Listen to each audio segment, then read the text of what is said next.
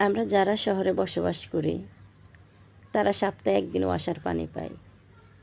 বিশেষ করে চট্টগ্রাম, ঢাকা এসব জায়গাগুলোতে ১ সপ্তাহের পানি আমাদেরকে একদিনে জমা করে রাখতে হয়।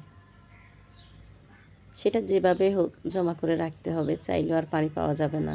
এই ১ সপ্তাহের পানি খাওয়ার পানি, গোসলের পানি, রান্নার পানি, যাবতীয় সব কিছুর জন্যই। আমরা যারা মেয়েরা শহরে আছি ম্যাক্সিমামে হয়তো সিঙ্গেল ফ্যামিলি হলে কি হবে, বাসায় ছোট ছোট বাচ্চা আছে, আমরা ম্যাক্সিমাম মেয়েরাই সিজারিয়ান। এসব পানি টেনে টেনে জমা করে রাখা কত কষ্টে, কোমরে ব্যথা, পিঠে ব্যথা, এটা ম্যাক্সিমাম একটা দৈনন্দিন ব্যাপার।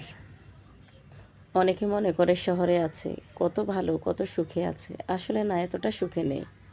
এখানে খাবার পানি গরম করে রাখার জন্য আগে থেকে জমা করে রাখা,